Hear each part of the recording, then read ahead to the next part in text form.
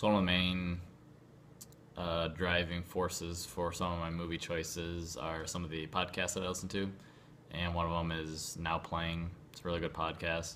They do franchises, so one of the latest that they're doing now is the Hunger Game movies because the fourth and final film is about to come out, or just did actually.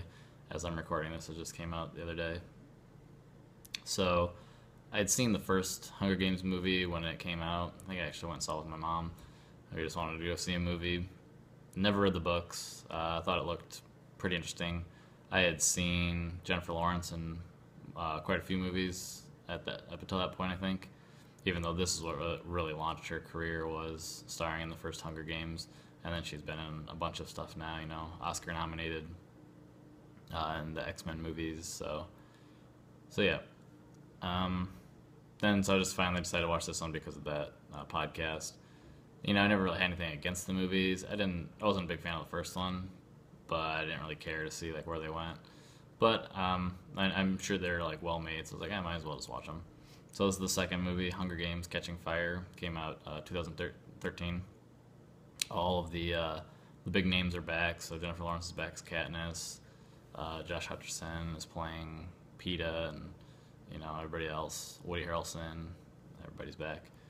One of the new characters is Philip Seymour Hoffman is now playing the game designer for the Hunger Games, and I think Donald Sutherland has a bit of a bigger role as the President Snow. So this is after, if you haven't seen the first Hunger Games or don't know about it, let's be spoiler-ish. Katniss and Peeta won the first Hunger Games in the last movie. So this is after that. They're living in their district, and Snow just really doesn't like Katniss, thinks that she could start a rebellion, and so in this one they decide to. I think it's called a quarter quell. So it's every 25 years, and this is the 75th years of the games.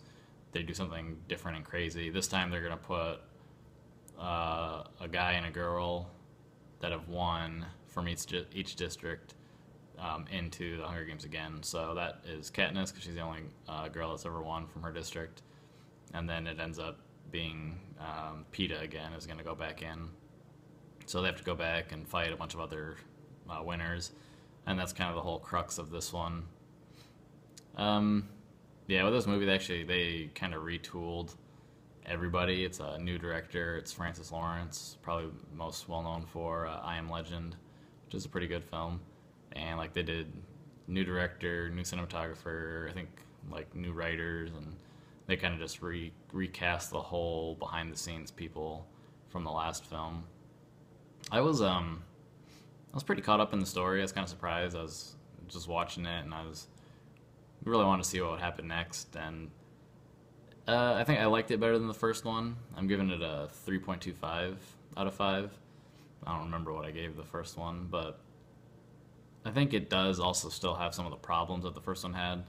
So this has really bad fighting. When they get to the Hunger Games, I know they're trying to keep PG-13, so they can't show a lot of gore and all that kind of stuff. But at the same time, especially with the first one, it's about these kids that are going in there and they have to kill each other.